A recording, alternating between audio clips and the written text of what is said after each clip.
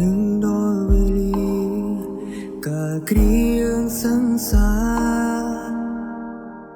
នឹងអនុសាពីពេញមិនក្រុមគ្នាធ្លាប់តែស្និទ្ធស្នាលប្រឡែងលេងជុំគ្នាគ្រានេះលែងមានវេលាដូចមុនពេលនេះស្ងាត់បាត់សូនក្នុងបេះដូងមិនអាចបំភ្លេចបាន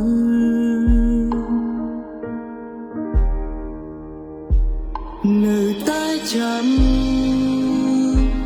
អនុសាយើងទាំងឡាយហើយនឹកស្ដាយធ្លាប់ឆ្លួតប្រកែកអន់ចិត្តទូយ៉ាងណានៅក្នុងជម្រៅចិត្តនៅតែជាមិត្តដ៏ល្អរៀងរហូត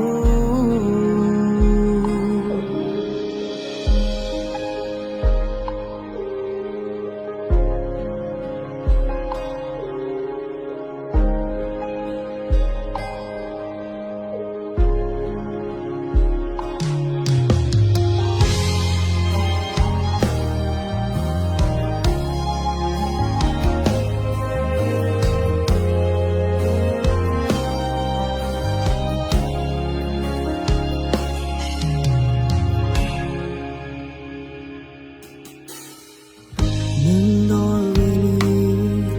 ការគ្រៀងសង្សារ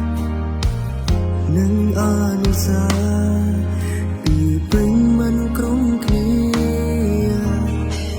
ធ្លាប់តែស្និទ្ធស្នាលប្រឡែងលេងជុំគ្នាគ្រានេះលែងមានវេលាដូចមុនពេលស្ងាត់បាត់សូនក្នុងបេះដូងមិនអាចបំភ្លេចបាន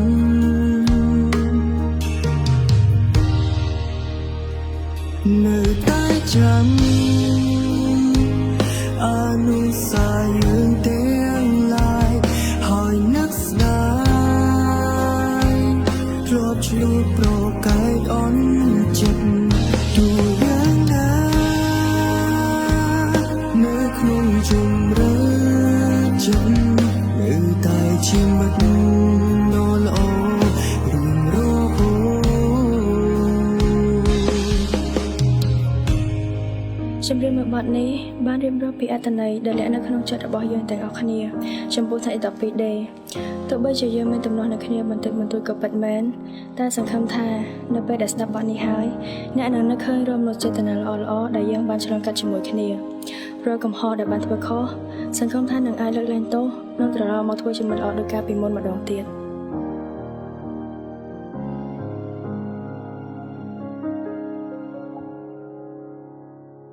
នៅតែចាំអនុសាយើងទាំងឡាយហើយនឹកស្ដាយធ្លាប់ឆ្លួតប្រកែកអន់